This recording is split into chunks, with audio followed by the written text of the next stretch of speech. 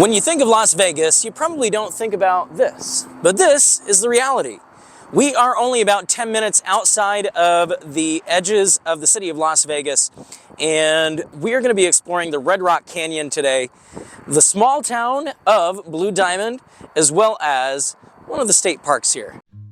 On the surface, Blue Diamond's story is no different than any other western mining town story. Way back, it was just open desert land. Then, mining operations began and a mining town was formed. It's the same story that's repeated time and time again in most of these western mining towns. However, Blue Diamond is a bit different. It still feels like a place all by itself, far away from civilization. Yet, it is only a few short miles away from the ever-growing and sprawling city of Las Vegas. So far, though, Blue Diamond has avoided the explosion of growth seen elsewhere in the county and has a very warm, small-town feel. In fact, the town is so small that I wouldn't be surprised that even some of the Las Vegas locals don't know that this town exists, and it's right in their own backyard. Blue Diamond was originally called Cottonwood Springs, a name that still adorns some of the businesses here still today. It was a stop for traders on the Old Spanish Trail in the 1800s, which was a route expanding from Santa Fe, New Mexico all the way into California.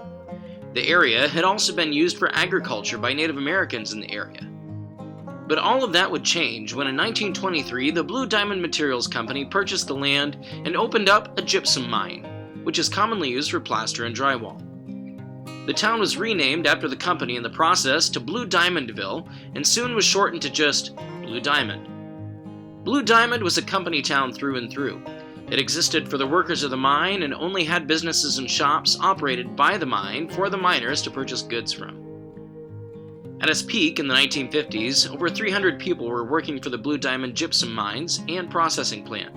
It wasn't until 1965 that the company housing was finally made available for sale to the public, ending the company's grip on the town.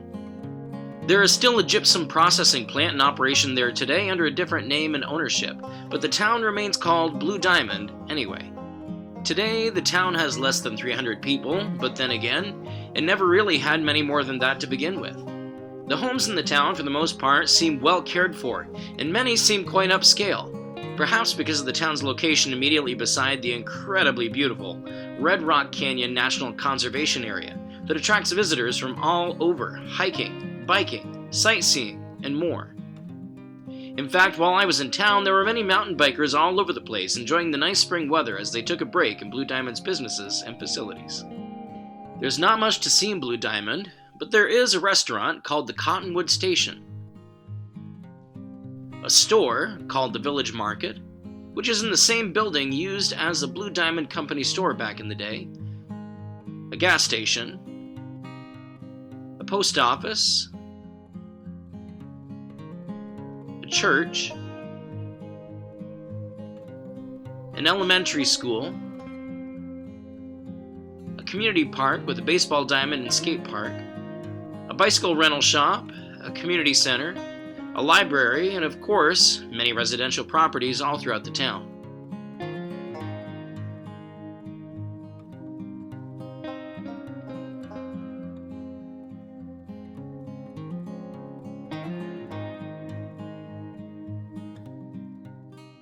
Just a few miles away now at the Spring Mountain Ranch State Park, where this used to be a working ranch and now it is a public use facility with hiking trails and historic buildings, some of the oldest in the state of Nevada, as well as a theater complex, which I will show you in just a little bit. Sandstone Ranch was founded in 1876 in the Red Rock Canyon, with over 3,000 head of cattle by the early 1900s. The ranch became a consistent source of food for the mining towns surrounding the area and was a big success.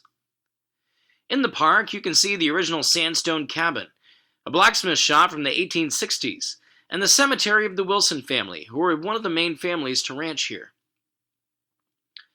I was visiting the park late in the day toward its closing time, so I was not able to get to see those properties, sadly, but I can show you the main ranch house, which is open to the public to tour, and also has a gift shop in one of the back rooms.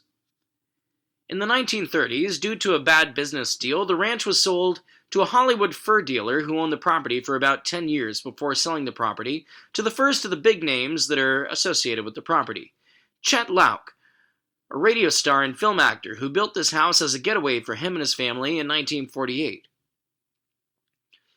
The property would then be sold to actress and socialite Vera Krupp in the 1950s, which she used once again as an active ranch. She sold the property in the mid-1960s to Howard Hughes, a millionaire and industrialist.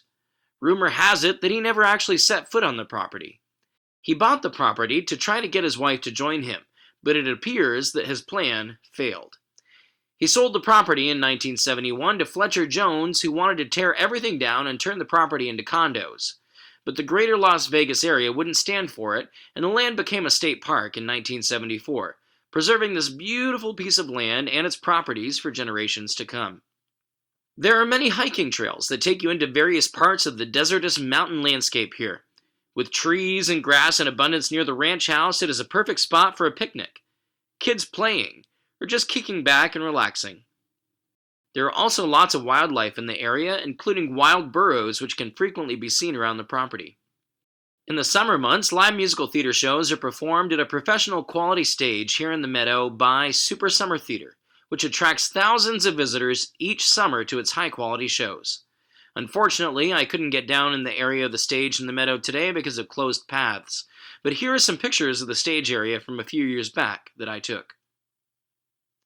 My thoughts? This is a stunningly beautiful area just minutes from Las Vegas, but definitely still rural.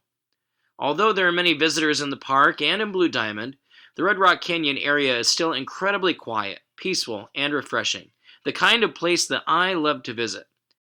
Take a hike, ride a bike, or just sit and look around at the natural beauty all around you.